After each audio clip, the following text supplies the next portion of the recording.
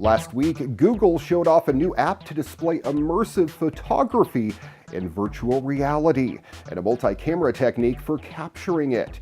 And now it looks like there may be plans to enhance that with some bolted-on technology created by a third party. Multiple sources say that Google is acquiring Lytro, the imaging startup that began as a groundbreaking camera company for consumers before pivoting to use its depth data light field technology in VR. One source described the deal as an asset sale, with Lytro going for no more than $40 million. Another source said that the price was even lower, around $25 million, and that it was shopped around to Facebook, according to one source, and possibly to Apple, according to another. A separate person said that not all employees are coming over with the company's technology either. Some have already received severance packages and parted ways, and others have simply left. The sale would be far from a big win for Lytro and its backers. The startup had raised just $200 million in funding and was valued at over $360 million after its last round in 2017. Now, according to data from PitchBook anyway, a price tag of $40 million, not quite the exit that was envisioned for the company when it first launched its camera concept. What Google would do with Lytro is not yet clear, but it would give Lytro the potential to integrate and apply its technology at one of the world's biggest tech companies, which controls development of the world's most widely used smartphone operating system. It has also been doubling down on a full spectrum of technologies and products related to how we see digital images today and in the future. That has included a plethora of work and acquisitions around computer vision technologies, how images are stored, manipulated, and displayed, and how they are captured. Now it appears that it might be Google's turn to see what they can do with the technology. In this week's gaming news, PlayerUnknown's Battleground is now available for mobile, in the US anyway, on both iOS and Android. The game has already been live in Asia for quite a while, and it came to Canada too, but there wasn't a launch date for the US.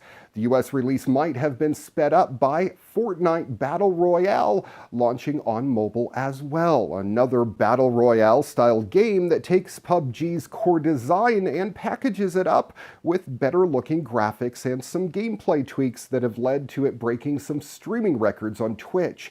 The mobile version of PUBG was developed by Tencent. That's the Chinese conglomerate that owns WeChat and invests in games like League of Legends. The mobile PUBG is true to the full game, although the graphics have been pared down for mobile devices. You also are limited to the single original map, but you're still in for lengthy rounds of gameplay, which is sure to drain phone batteries. Unfortunately, there is no cross-platform play like Fortnite Mobile has, so that may mean some empty rooms and longer wait times to join a full match. If you haven't checked out Amazon's Key in-home delivery service yet, it was announced last October, and its cameras and smart door locks became available in November.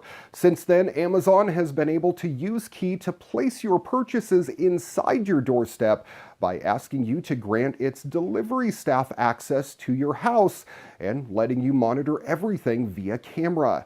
Now the Key app is getting one small but important update: fingerprint authentication. Since Key essentially controls your smart door lock, leaving the app unprotected isn't a very good idea. Now you can enable fingerprint authentication in the settings to add one more hurdle before anyone can unlock your door if they somehow get their hands on your smartphone. The update should be live in the updated Key app on the Play Store, which you can download right now. Automotive technology moves fast. If you're not financially able to get a new vehicle every couple of years, well, you're missing out on a lot. Ford understands this. That's why it's offering a way to bring new connected car technology into your older Ford with its new Ford Pass SmartLink system in partnership with Aptiv and Verizon. The FordPass SmartLink system is essentially a 4G LTE dongle that plugs into your vehicle's OBD2 port and then connects to the FordPass app on your smartphone. Now, this gives you access to your vehicle's lock and unlock functions from a much greater distance than you would have with your key fob. You also get vehicle health and security alerts and location tracking.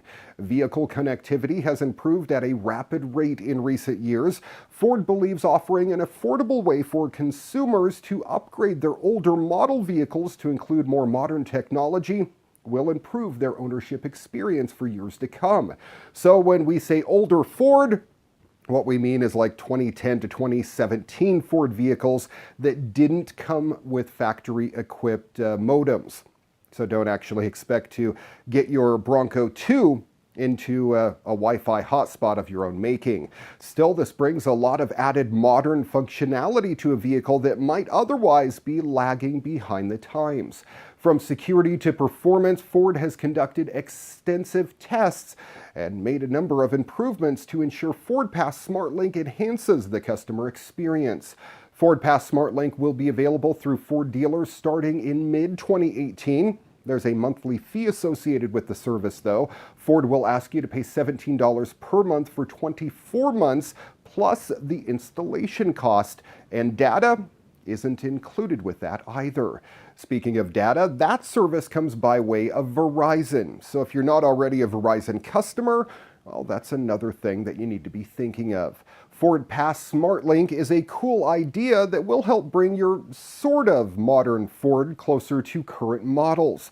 But it's going to cost you more than just pocket change. Volkswagen is heading to Pikes Peak this year, and it's going to compete with an electric car. The car is called the IDR Pikes Peak, which is an obvious nod to the line of VW EVs that have previewed production models. The company hasn't shown photos of the actual car yet, but it has released the renderings. VW hasn't given many specifications of the IDR Pikes Peak either. In fact, all we know for sure is that it's electric and it has all-wheel drive. The company does say that the car shows sporting potential of the MEB powertrain. MEB references the platform that all of the VW's future electric cars will use. Of the ID concepts shown with the MEB platform, the Cross Crossover Buzz Microbus and Vision Sedan all have all-wheel drive. The Cross and Vision have two motors, one in front and one in the rear, producing 302 horsepower. The Buzz adds a second motor in the rear for 369 horsepower. But if VW is indeed looking to break the existing electric car record of 8 minutes 57 seconds, all those numbers seem far too low. The car that set that record, a Drive EOPP 100, made 1,596 peak horsepower. So this car will have to get close. We look forward to hearing more about what exactly is powering this race car.